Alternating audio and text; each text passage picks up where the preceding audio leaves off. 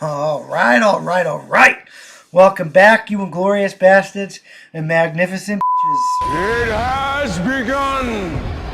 It is I, Doc Kamo, and we're back for my thought of the day. How dare you! Dare on, Greta, dare on! And as promised yesterday, oh man, I hope I can get a haircut later this week. I'm recording all 4 shows. For me today, it's Monday.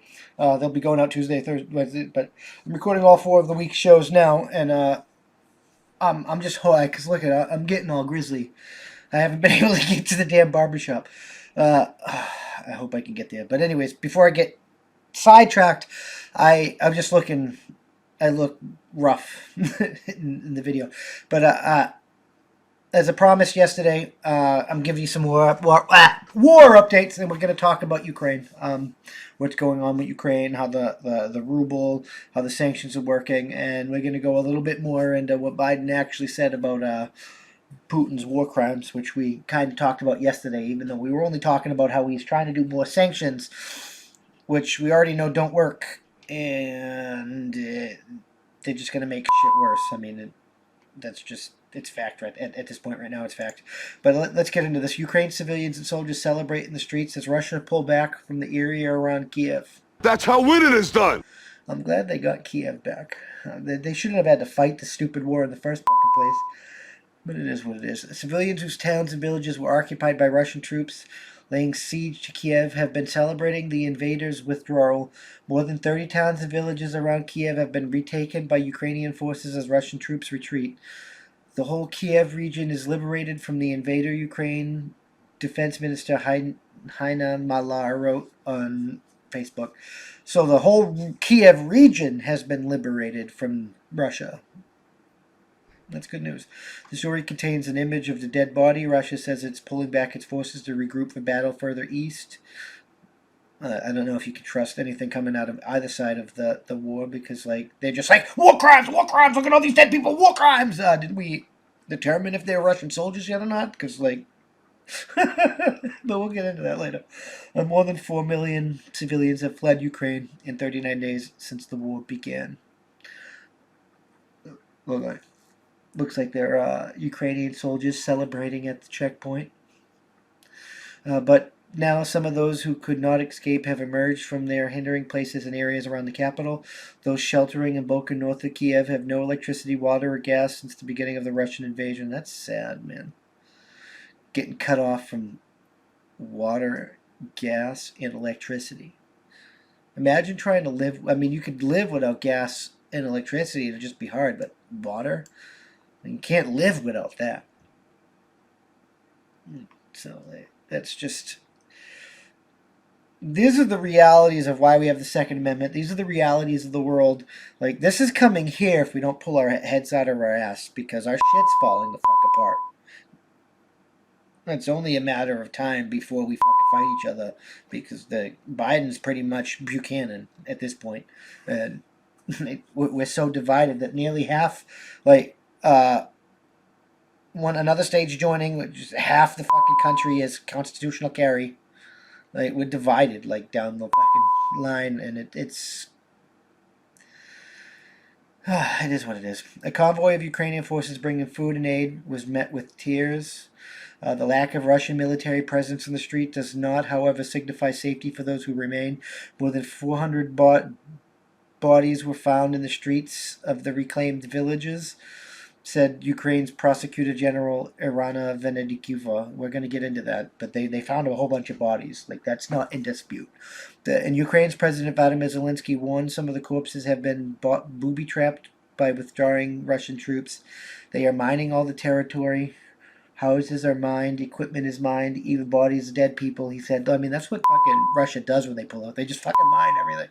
Like, that's what led to Afghanistan's last 50 years and shit.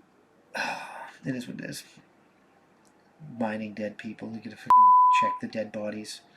Ukraine's emergency service said more than 150,000 explosive devices have been found in one day during a search in the village of Dmitrikiva, west of Kiev. I don't know if this is true or not. I mean, like I said, you gotta take it with a grain of salt, because Ukraine benefits from making it sound worse than it actually is, and Russia makes benefits from making it sound less than not like, you know what I'm saying? Like it, both sides are going to share propaganda. Both sides are going to make up things to help their side, because that's just how war is. That's the reality of war. And I mean, I've been there.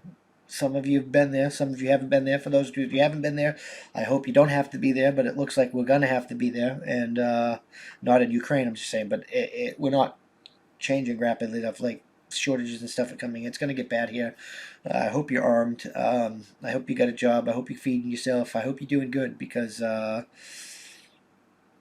this entitled generation, I mean, BlackRock said it, and that's not the best fucking spokesperson, but we'll give this entire entitled generation's about to experience some shortages and shit. Like, it's gonna get bad. We're gonna have to do victory gardens, maybe. Like, our value, the value of the dollar is tanking. I don't see us coming out of this. I mean, we could. Don't make me hamper on your optimism parade if you want to take that white pill. It is possible that something unforeseen here happens and we unfuck ourselves. I don't know. I really don't think Trump 2.0 is going to happen. There's too many people don't like him. But we're probably going to get a Republican. And if they can do the right thing and they can unfuck this mess, then more power to them. But I think we're going to end up in civil war. I think we're already pretty much in civil war. We're divided by half. People have been drawing lines. There was shootouts in Portland. Like I think we're going to end up with war here instead of war with Russia. But if we end up with war here, war Russia, war China, like that's too much fucking war. Like, why do we have to fucking war? Why is everybody fucking killing each other for no fucking reason? There really is no fucking reason for it. I'm afraid of this, but you're afraid of that. But why is Russia afraid of us if we're not? But like, it's just a fucking giant circle jerk at our expense. I'm just fucking saying. Thank you for checking out this clip of my Thought of the Day podcast. You can catch this podcast every Tuesday through Friday at that'sonpoint.info by 5 p.m. Eastern Standard Time, because that's how winning is done. New clips go out daily.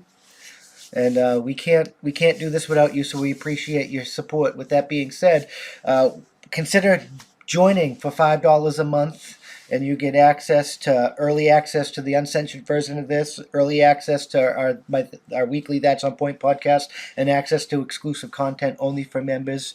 All the money that we receive is going to go funnel back into this to hire more journalists and do more things for you guys, because that's how winning is done.